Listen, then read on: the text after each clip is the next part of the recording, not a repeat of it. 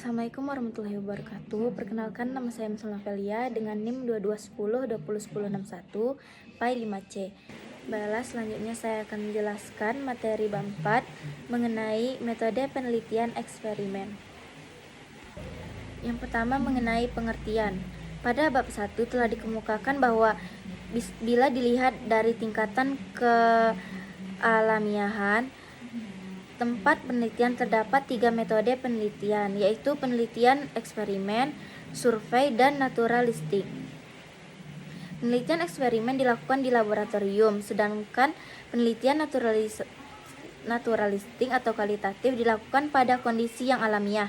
Dalam penelitian eksperimen ada perlakuan atau treatment, sedangkan dalam penelitian naturalistik tidak ada perlakuan.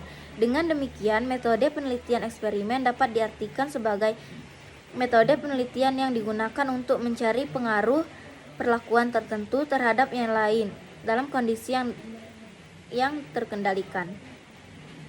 Pada bab berikut akan dikemukakan khusus tentang metode eksperimen, karena metode ini sebagai bagian dari metode kuantitatif mempunyai ciri khas tersendiri, terutama dengan adanya kelompok kontrolnya. Bandingkan paradigma penelitian eksperimen ini dengan berbagai paradigma yang telah dikemukakan pada bab 2. Dalam bidang fisika, penelitian dapat menggunakan desain eksperimen karena variabel-variabel dapat dipilih dan variabel-variabel lain dapat mempengaruhi proses eksperimen itu dapat dikontrol secara ketat. Ada beberapa bentuk desain eksperimen. Yang pertama, pre-experimental designs, non-designs.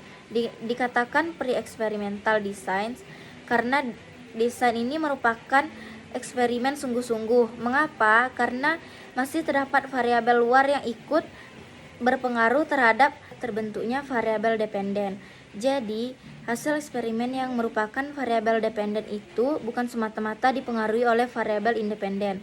Hal ini dapat terjadi karena tidak adanya variabel kontrol dan sampel tidak dipilih secara random. Yang kedua, ada true experimental designs. Dikatakan true experimental designs karena dalam desain ini penelitian dapat mengontrol semua variabel luar yang mempengaruhi jalannya eksperimen.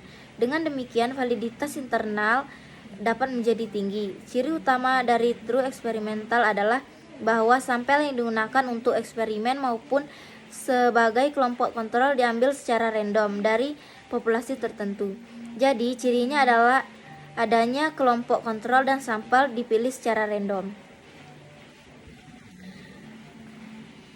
Yang ketiga, ada factorial designs. Desain faktorial merupakan modifikasi dari desain true experimental, yaitu dengan memperhatikan kemungkinan adanya variabel moderator yang mempengaruhi perlakuan atau variabel independen terhadap hasil atau variabel dependen.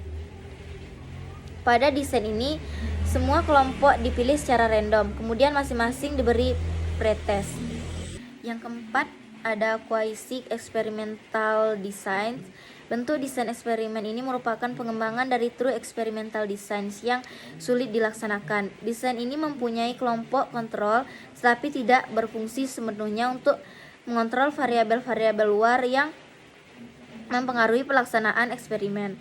Walaupun demikian, desain ini lebih baik dari pre-experimental designs. Quasi-experimental designs digunakan karena pada kenyataan sulit mendapatkan kelompok yang digunakan untuk penelitian. Adapun dua bentuk dari quasi-experimental designs yaitu ada time series designs dan non-equivalent control group designs.